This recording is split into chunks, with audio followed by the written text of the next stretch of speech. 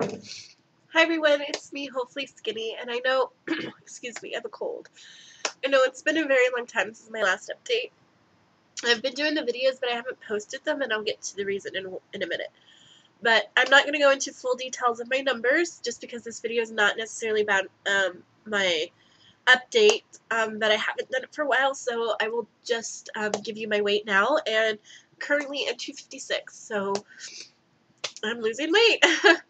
um, so the reason why I haven't been posting my videos is I'm a firm believer that your emotional state and what's going on in your life can impact and influence how successful you are on this journey. And I've been going through a lot the past couple of months. My mom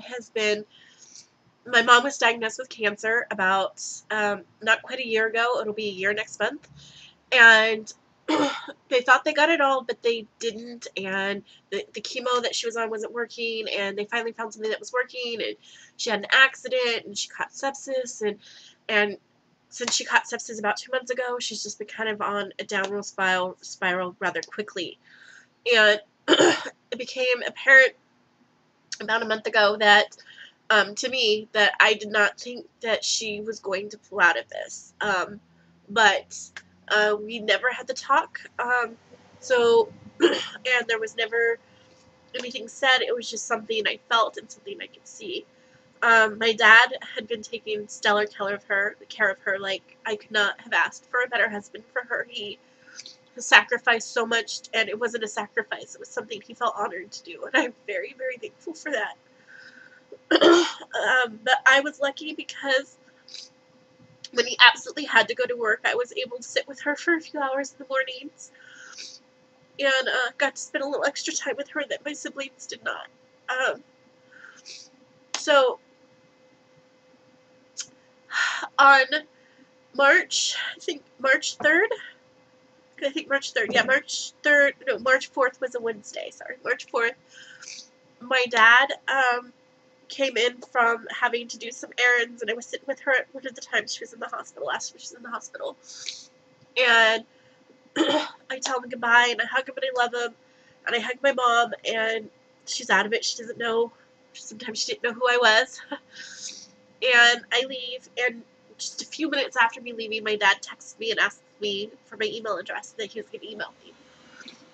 So he emails me shortly later, and he wrote an incredibly sweet and loving email about my mom as a way to tell us that the doctors had said that she had 2 months to live because her liver was going to go into failure. Sorry.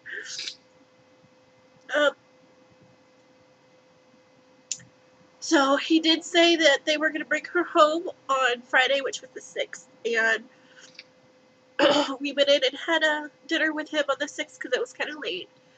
And me and my brother leave so we can get the house ready for them to medically transport my mom home and start her hospice care. They get home around 9:30, and I help them get her in bed, and I help get her situated. And she's really distressed, and she's crying. But it's not that, like, sobbing. It's just a silent cry. And that was the hardest thing to see. My dad, obviously, there was no way he didn't feel as helpless as I did, that we couldn't take her pain away or make it better or make her feel safe. But he didn't. Neither one of us cried, and neither one of us showed much emotion other than to hold her and to tell her that we loved her. And so when I left, he was holding her, and I went home and I went to bed. About 2:15, I get a call from my brother telling me to go over to the house, and I said, "Did Mom pass away?" Jeez, yeah. So that Saturday morning at 2:15, she passed away, and she'd been dead for a few minutes by the time I go over there. My dad's devastated, and he tells us what's going on, and it's not the vision of her on the floor that I'll remember. It's her crying, just asking for help and not being able to give it to her. So I haven't been posting because my mom's been really ill, and I didn't want to cry. So, and I was respecting her wishes because she didn't want very many people to know how ill she was. And so I was, I have friends and coworkers and stuff that watch my videos, so I didn't want to be disrespectful of her wishes. So, dealing. Well, this is interesting because I think that the thought of to logically address how I'm dealing with my grief as a bariatric patient, and my coping mechanism is now essentially gone, which is food. It's kind of hard to address because it feels selfish. But the fact is that I'm not concerned about my mom anymore. She's gone. I'm more concerned about the people that she's left behind. And so, sorry, also have a cold. So, my emotions have been a little cold because I feel that if I stop for a minute, just for a minute, and let all this pain that I feel, which is honestly beyond tears, like, I don't have tears for it because it hurts too bad for him. And if I just sit there for a minute with these emotions, I won't ever be able to pick up the pieces that she leaves behind. And I know that it's caused some raised eyebrows and some concern for my family members and friends because I'm still pretty much acting normal. But there's not a second that I don't remember her, or there's not a second that I don't miss her. And I'm really concerned for my dad because he loved her to pieces. And now he has to find another way to have a life without her. And, well, I dealt with that a year ago when I found out she was sick with cancer. It devastated me, probably more so than her death. And I think because it brought into the question of her mortality and the fact that I hadn't built a life for myself outside of her. And that I didn't want to for a minute, that I was okay with just letting everything fall apart when she left. But I also realized that there's going to be a time where her loss is going to be just as painful, but her happy memories are going to make knowing her and loving her worth that, and that life goes on, and that I have to build a life outside my home. So that's one of the reasons why I finally had my surgery and lost the weight so fast at the end, was because I knew that there was a possibility of her not making it past cancer, through this cancer, and that I had to have something else besides my mom to live for. So,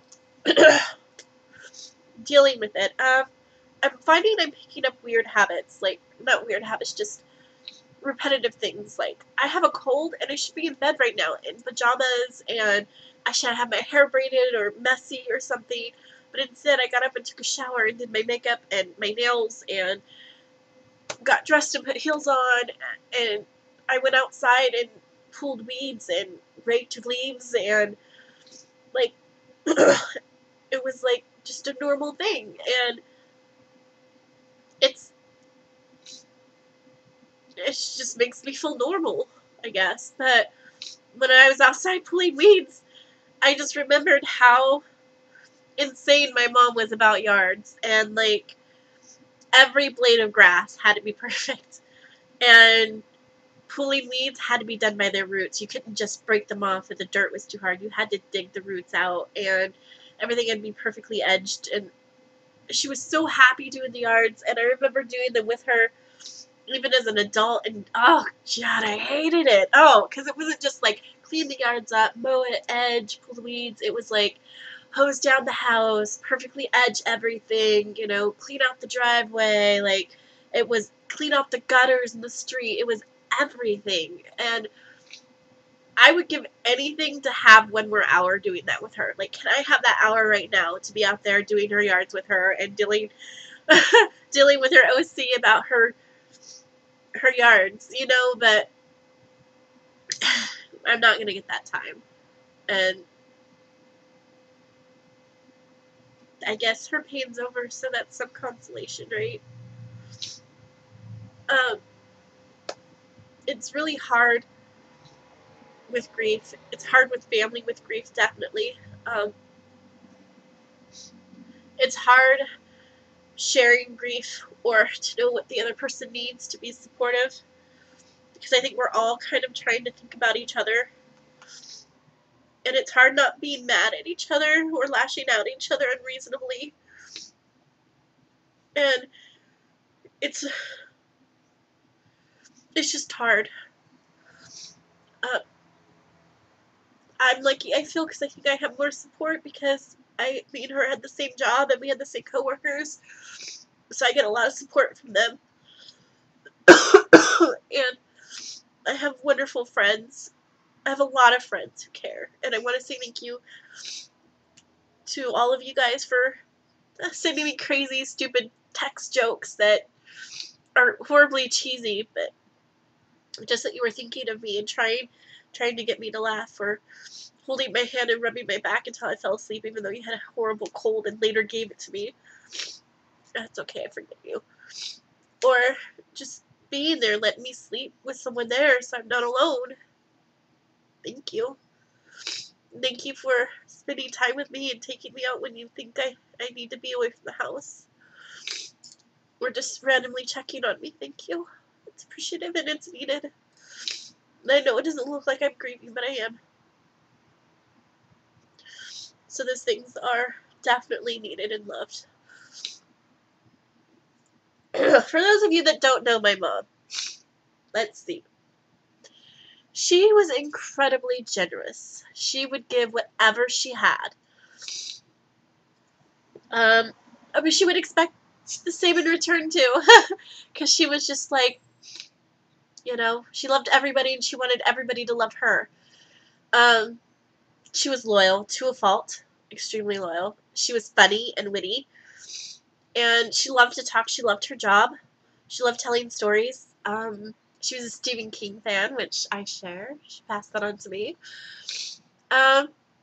She was stubborn. Oh my goodness, she was so stubborn. It was ridiculous sometimes. Quit bullying me. Mom, if you would just do it, I wouldn't have to bully you. But she would do the same to me. But, yeah, she was an incredible person to be here, and she had her faults like we all did, but she was so warm and loving and genuine that she's going to be really missed. And I'm glad she was my mom. I'm glad that I was her daughter. So, I'm going to say goodbye, and hopefully next time when I do a video, it'll be slightly less gloomy. But, remember that weight loss is not about a size or a number, it's about getting healthy. And I hope the other side of the surgery is as happy for you as it is for me. And remember to try to have a happy, healthy, safe journey on weight loss. So goodbye everyone until next time, and I love you.